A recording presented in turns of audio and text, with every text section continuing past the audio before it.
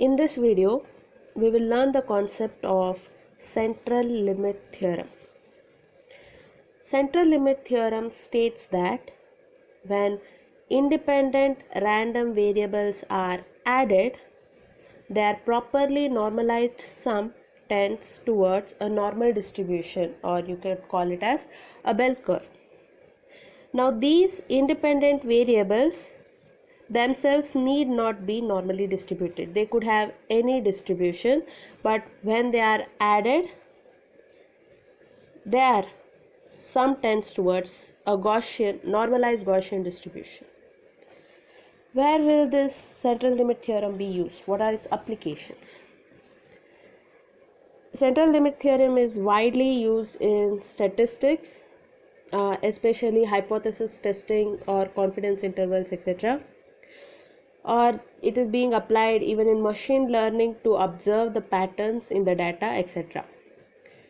So one thing is, even though we might not know what shape of distribution our data is showing or where our data is coming from, the central limit theorem says we can treat the sampling distribution as if it were normal distribution.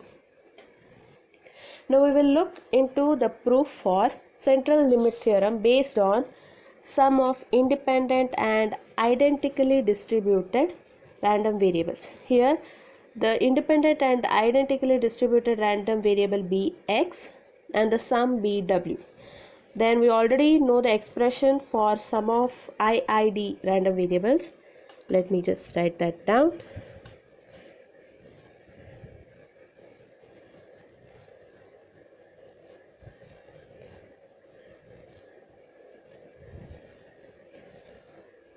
This is your expression for sum of IID random variables. The mean and variance of W is given as n times mean of x, while variance is also n times variance of x. Okay, this is important. Now we are introducing another random variable v, such that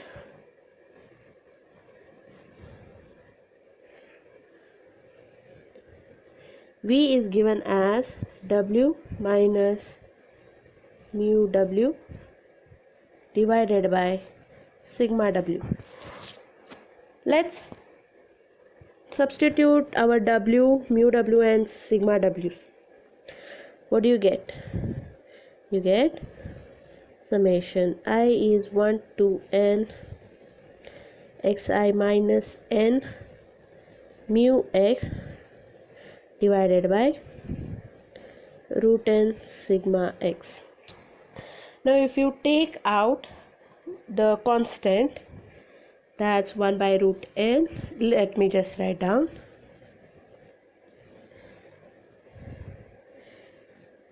Inside the summation you are left with xi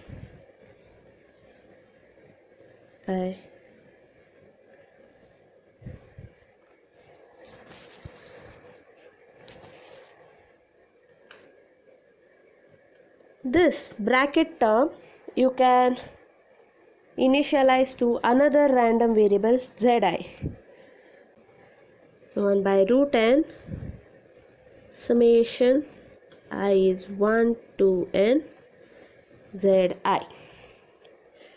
This z random variable has mean. Let me write that down properly. At 0 and variance as 1. This is important. Please remember, we will use it later. Now let's define the characteristic function of v. What is the characteristic function? It is nothing but expectation with function of e power j omega v. So the characteristic function phi v of j omega is nothing but e power j omega v. Let me write this here itself. What is j omega? It is as it is. What is v given as? 1 by root n. Summation I is 1 to n zi. Now if you consider zi to be independent, what will happen? You can write this as e power z1 into e power z2 into e power z3, etc. Right? This is only if they are independent. So if you incorporate that, you can change this part. Let me rewrite the expression here itself. So you replace the summation by multiplication symbol.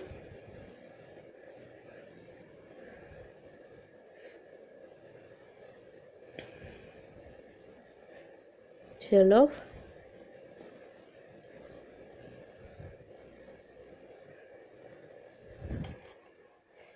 So this is once we assume zi to be independent. Now the other I, that is, it is identically distributed. If we are assuming zi to be identically distributed, e power z1 is nothing but e power z2 is nothing but e power z3 e power z. So in short, this becomes z. So if you remove this multiplication, it becomes 2 the power n. Let's remember this equation, or let me write down, in terms of characteristic function of z.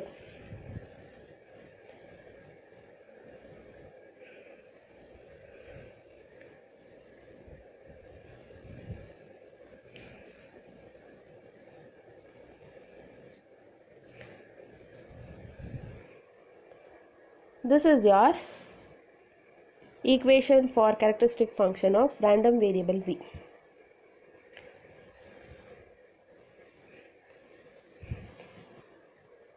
Using a Maclaurin expansion for RHS of this equation,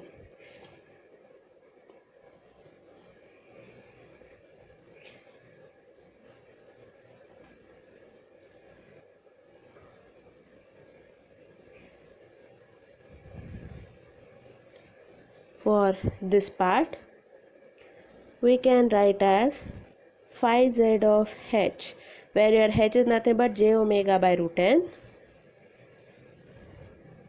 This is z of 0 plus h into first derivative of z plus h square by 2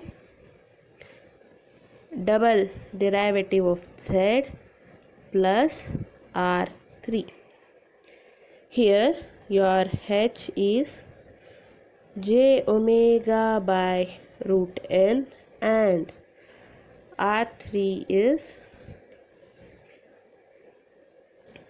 k h cube. Here k is a constant. Now characteristic function has one important property, that is the derivatives of characteristic function will give us moments. That is, the first order moment is the mean, the second order moment is mean square value. Now we will use this property and the fact that random variable z has mean 0 and variance as 1, right? So let's start with what is the value of phi z of 0. That is nothing but phi z of j omega when omega tends to 0. So e to the power z to the power 0 will give you 1. Similarly, the second part is phi dash, which is nothing but e power z, which we already know to be 0.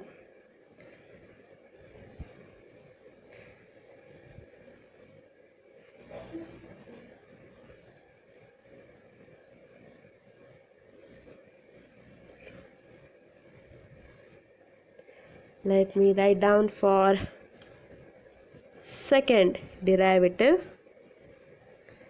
This is nothing but e power z square. Since mean is 0, we know variance will be equal to mean square value. So you can also write this down as this is sigma z square. And we have defined that to be 1. Now using these three values in this equation, here phi z of this becomes 1, this becomes 0. If you substitute h value here, you get the equation. So let me write down that equation. Phi v of j omega 1, j omega square will give you minus omega square divided by 2n plus r3 to the power n. Now if you take the LCM of these two, let me just change it over here by 2. Yes, now we have assumed n becomes large, right? So n will tend towards infinity. Let's examine what will happen to this term when n tends to infinity. If you apply limit as n tends to infinity, n are 3, that will be nothing but, you can substitute here the r3 value. You can observe this will become 0. So if you substitute this value back here, what are you left with? Let's apply limit as n tends to infinity for phi v of j omega. That's nothing but n tends to infinity 1 plus minus omega square by 2 by n to the power n.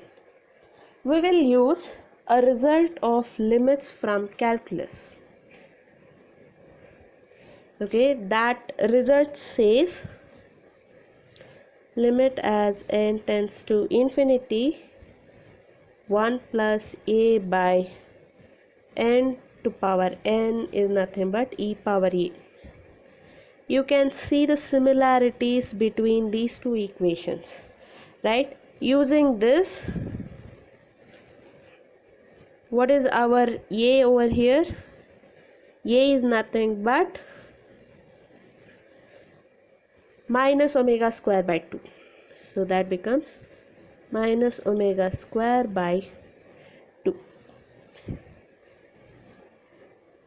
Does this remind you of something? This is the characteristic function of a normalized Gaussian random variable.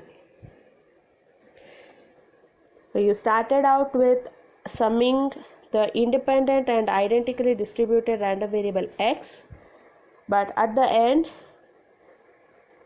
we got the characteristic function for V as the characteristic function for normalized Gaussian random variable. So this result you can extend it to W as what? W is nothing but sigma WV plus mu W.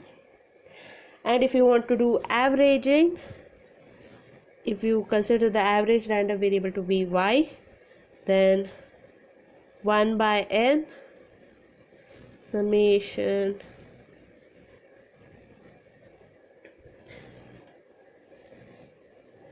this also will tend to Gaussian random variable.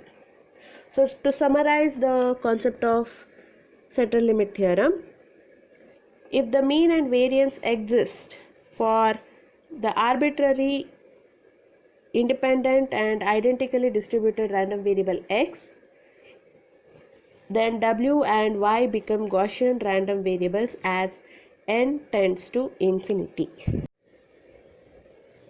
We'll go through this example given in your textbook for central limit theorem. So we have a random variable x which is uniformly distributed between 0 and 1. So you know your PDF. Similarly, you have the mean and variance. Mean is given by b plus a by 2. Here b is 1 and a is 0. And variance is given as b minus a the whole square by 12, which if you compute will come to 1 by 12. Now let's start adding up. We have assumed x to be independent. So W2 is x1 plus x2 and mean will naturally become n mu x, that's 2 by 2. Variance of W2 will become n sigma x square, that's 2 by 12. Let's look at the graphs. Yes, the first graph A is that of PDF of x, that is uniform distributed random variable x. The graph B is showing us the PDF of W2, that is x1 plus x2. Similarly, we have third and fourth graph. Third graph is x1 plus x2 plus x3, while your graph D is adding n x. D is almost looking like a Gaussian PDF. You can observe. Let me go to the next sheet. So yeah, in this next sheet, they have shown the PDF of W2. How can you compute your PDF? By taking convolution of x1 and x2. If you calculate the convolution, you get W2 from range 0 to 1, 2 minus W2 from range 1 to 2. Similarly, they have calculated for W3, that's W2 plus x3, which is x1 plus x2 plus x3. So mean becomes n times of x, which is 3 times of x, 3 by 2. Variance will become 3 times of variance of x, that's 3 by 12. Similarly, they have also calculated PDF for W3, which has been plotted as figure C in the previous page. W3 square by 2 for the range 0 to 1. Similarly, for range 1 to 2, 2 to 3, you can calculate this and try out. Finally, they have calculated for 12 independent xi, that is, they have added x1 to x12 and they have calculated mean to be 6 and variance to be 1, which has been plotted as figure D in the previous page. Let me just show you that page. Let me just show you those graphs again. This graph labeled C is for W3 PDF and graph D is for W, which is x1 plus x2 plus till x12, that is 12 additions of x random variables. The next topic is averaging, or also called as law of large numbers. So we have seen mean of the sum is nothing but n times the mean of random variable x. Similarly, the variation is also proportional to n. So as this n becomes arbitrarily large, your mean and variance also gets very large. Hence, for such large numbers of n, averaging is considered. So let random variable y be the average of x. Let me write down the equation.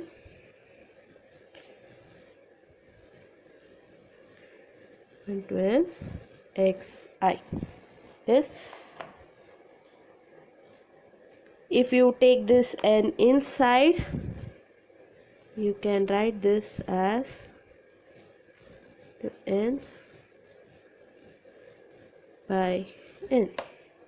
Yes, here we have assumed the random variable x to be independent and identically distributed.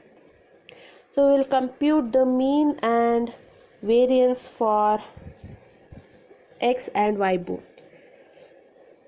So what will be the mean for x?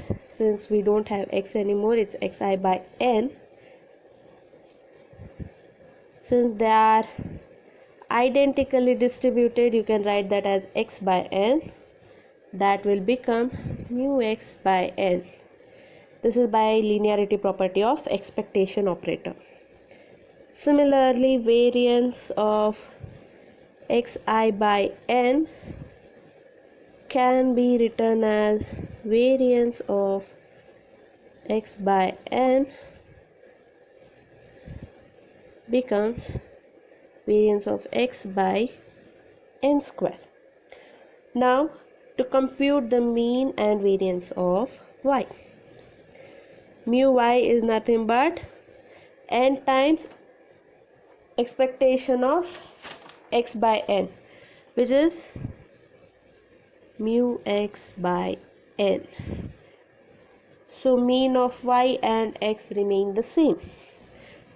If you compute for variance of y, n times variance of x by n, that is nothing but sigma x square by n square.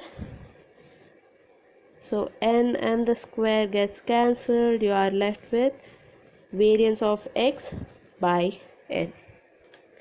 This is the concept of averaging. So we'll take this example for averaging.